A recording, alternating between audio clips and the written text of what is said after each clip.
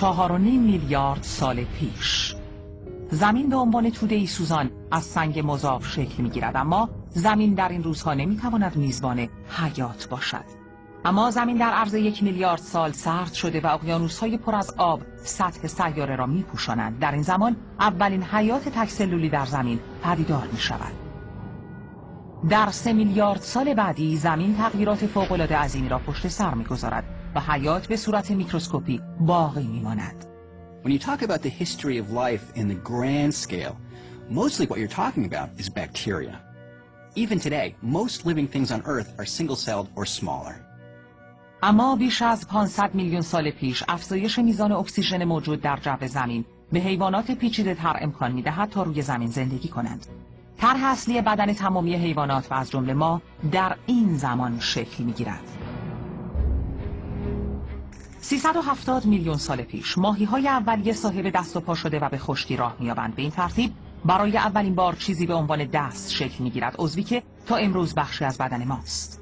250 میلیون سال پیش ما موجودات مارمولک مانند بازمانده از بزرگترین انقراض دست جمعی روی زمین هستیم. تکه‌های از استخوان آرواره موجودات به استخوان گوش تبدیل می‌شود و حس شنوایی قوی ما را به وجود می‌آورد. 65 میلیون سال پیش ما پستانداران کوچکی شبیه موشیم که بحران عظیم ناشی از برخورد یک سیارک را به سختی تاب می‌آورند. موها، ناخن‌ها و سیخ شدن موهای روی پوست ما ریشه در این دوران دارد. ما از پستاندارهای کوچک به بدویانی تبدیل می‌شویم که بر روی درخت زندگی می‌کنند. اما کار زمین برای تغییر دادن ما به پایان نرسیده است.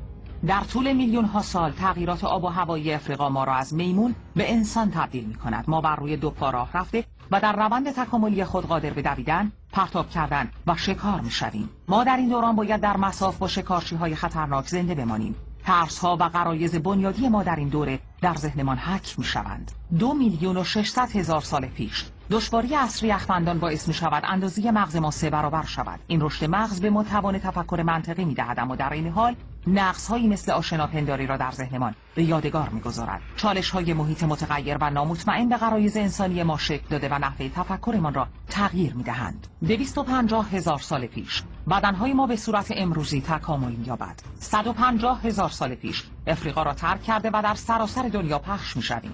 74,000 سال پیش یک ابر آتشفشان ما را تا مرز انقراض پیش میبرد. در نتیجه این حادثه بین ما انسان‌ها شباهت‌های ژنتیکی به وجود می‌آید که تا امروز هم باقی است. سرانجام پیدایش تمدن‌های انسانی از سومر باستان گرفته تا مصر و یونان و روم تا قرون وسطی، امریکا و حتی دنیای امروز تنها در عرض 10,000 سال اتفاق می‌افتد.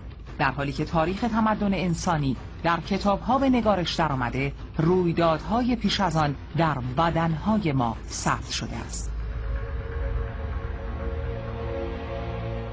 نتیجه این داستان واقعاً تکان دهنده است. ما بازمانده‌های خوش اقبال 4 میلیارد و 500 میلیون سال تکامل و دگرگونی هستیم.